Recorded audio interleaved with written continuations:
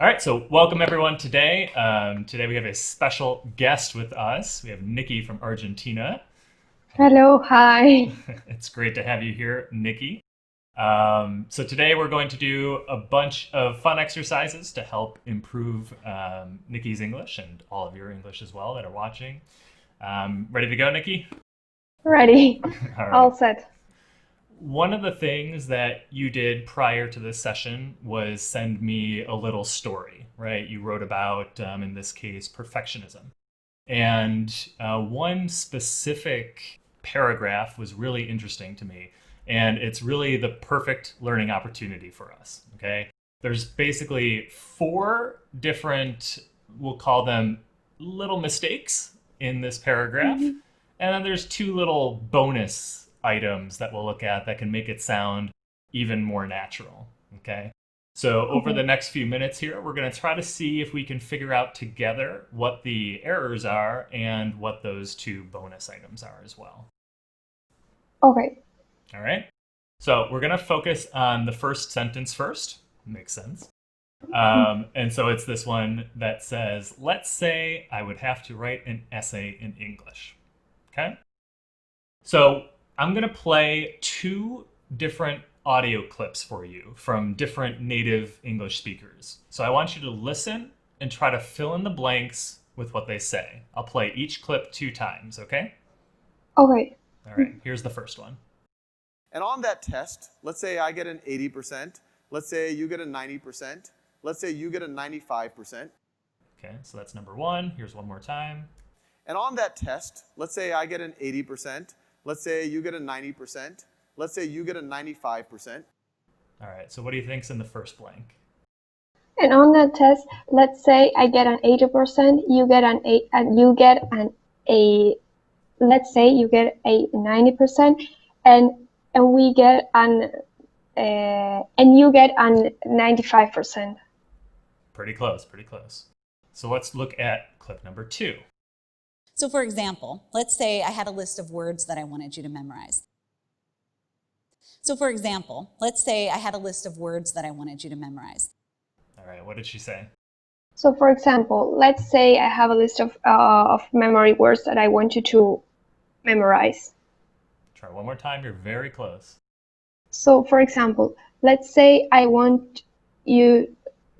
Sorry. Sorry. Can you repeat it again, the clip, Yeah, please? absolutely. Let's repeat it So now. for example, let's say I had a list of words that I wanted you to memorize. So, for example, let's say I have a list of words that I wanted you to memorize. Yep. Let's say I had a list of words that I wanted you to memorize.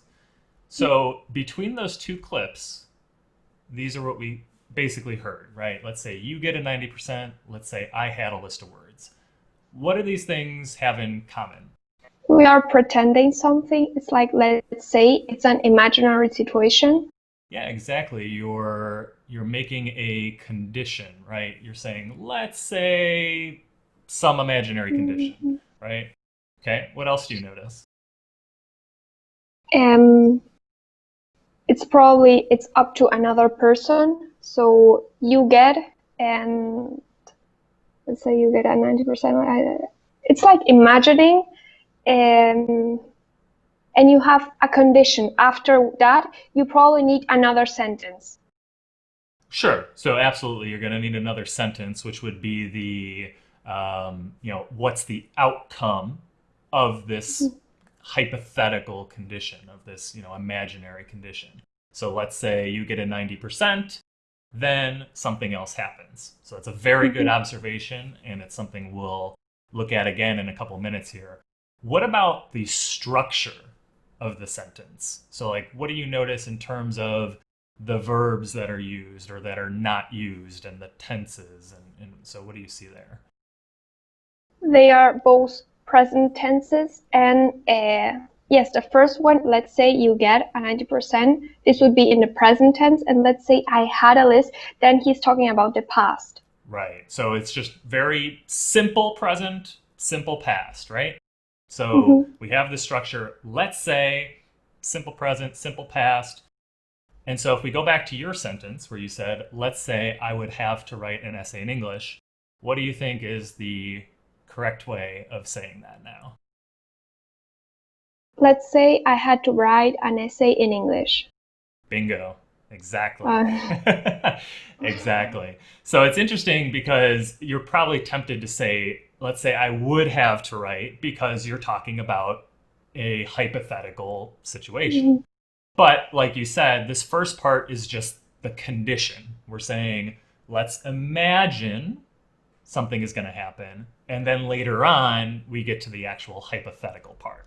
So that's why for now, we just say, let's say I had to write an essay in English. Now, that's very important because now when we look at item number 2 here, it's going to follow exactly what we just talked about, right? If a condition, you have a hypothetical outcome. The most basic way of doing that is if plus the simple past plus would and then another verb. And so if we look at what comes next in your writing, right? Let's say I had to write an essay in English. That part's the condition. So then that part, the next part, is the hypothetical, right? exactly. And so then what do you think we need to change here? Let's say I had to write an essay in English. Then I should include I would. Would, absolutely. You don't have to change it. It is fine. But we definitely need would instead of will, right? Let's say I had to write an essay in English. That's our condition with the simple past. And then it would only be a matter of time is the hypothetical outcome. Okay. Okay? So that gives us our first 2 little corrections there. So let's say I had to write an essay in English. It would only be a matter of time. And now let's see what comes next. And I also knew that given that this tactic succeeded, it would only be a matter of time before they came for me. And I also knew that given that this tactic succeeded, it would only be a matter of time before they came for me. It only would be a matter of time before they would come for me. They come for me, sorry. Very, very close. You got the first half. It would only be a matter of time before they... You want to hear it one more time? Come for me. Come for me. Almost. Let me play it for you one more time. And I also knew that given that this tactic succeeded, it would only be a matter of time before they came for me. Before they came for me. Exactly. Yep. So what tense is that? This would be the past simple. Yes. All right. Listen again to the next one. If something didn't happen now, it would only be a matter of time before his small force was overwhelmed. If something didn't happen now, it would only be a matter of time before his small force was overwhelmed. If something didn't happen now, it will only be a matter of time before his small force was overwhelmed. Exactly. Very good. So let's look at those 2 sentences. So if we start it with it would, then what do we see here? Well, I can see that both of them are in the past, like came and was. And they are before, after a preposition before. Yeah, those are definitely the key points. So if we're starting it with it would only be a matter of time, before is the key word, like you said, and then they came for me. Of course, if we changed the would up here to will, it will only be a matter of time.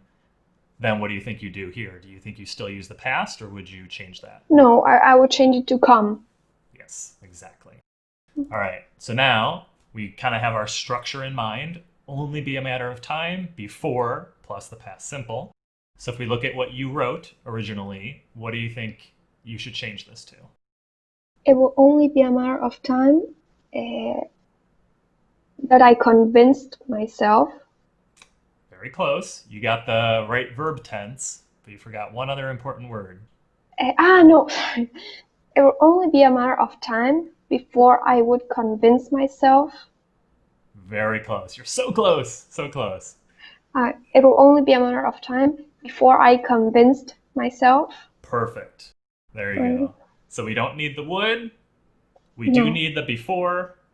And then, of course, the past simple.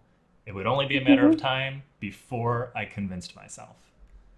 And so that gives us 3. All right, so we're going to make it sound even better with this next set of clues.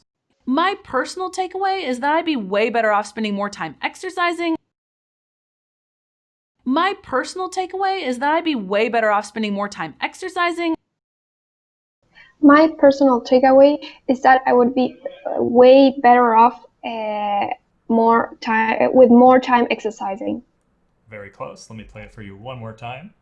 My personal takeaway is that I'd be way better off spending more time exercising. My personal takeaway is that I would be way better off spending more time exercising. Exactly. They did use the contraction I'd instead of I would. But same meaning either way. I'd be way better off spending more time exercising. Okay. Next clue. Maybe I'd be better off saying something like unknown size or something like that. Maybe I'd be better off saying something like unknown size or something like that. Maybe I would be better on. No, sorry. Can you repeat it again, please? Yeah, no problem. Maybe I'd be better off saying something like unknown size or something like that.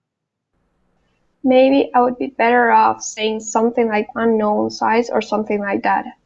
Perfect. So here's the 2 expressions. What are some things that you notice? Both end with the verb ing. Well, they contract the I would, and it sounds be better off than I said I should better, but it sounds I would be better off. Yeah, so the expression, exactly. The new expression here is to be better off, right? And like you said, we follow that with an ing because the off word is a preposition, and we always follow those with ing verbs. So I'd be better off spending or saying or shopping or talking. So if we think back to your original sentence, what do we want to change it to now?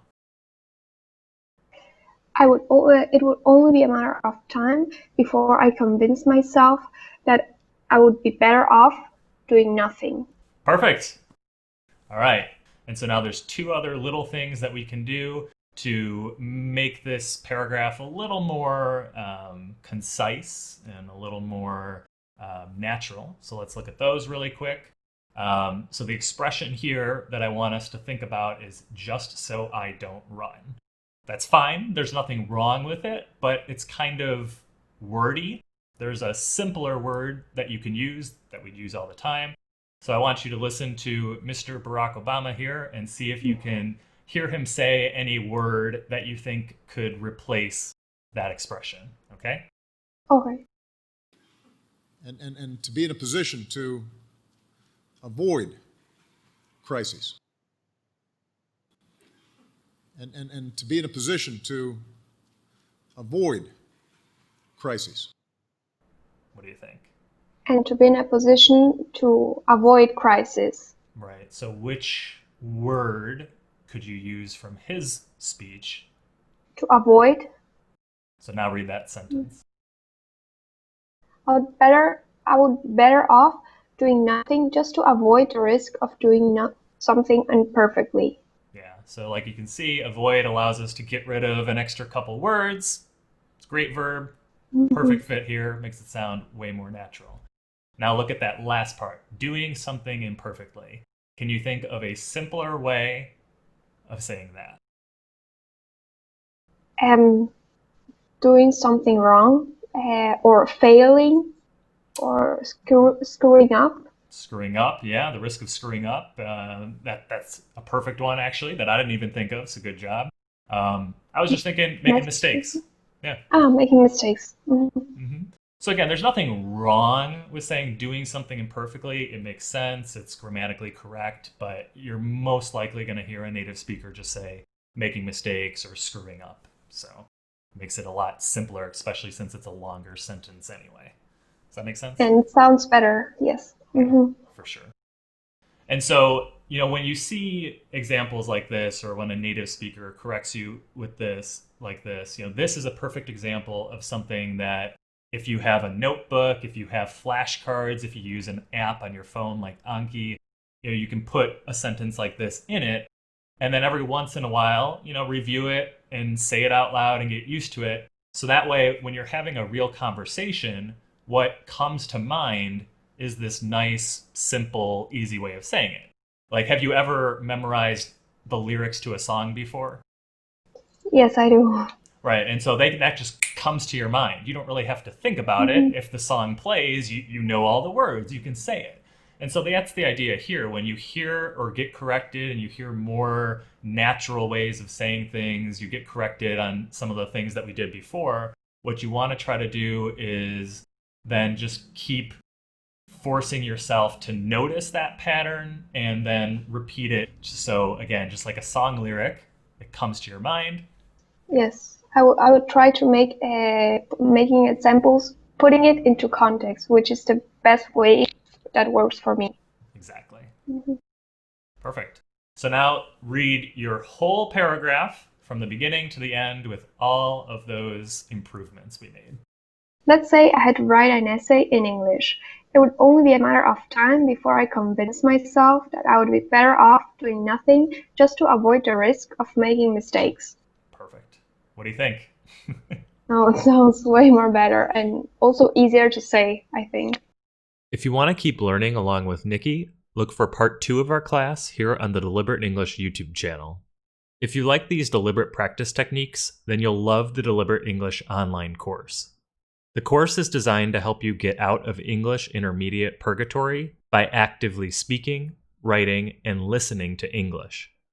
As part of the course, you'll receive corrections from native English speakers on everything you do and be surrounded by a community of motivated students. To learn more and join the waitlist, go to deliberateenglish.com. As a gift, you'll also get a free 15-minute workout guide. It's full of short but challenging exercises to help you improve your English faster. See you there.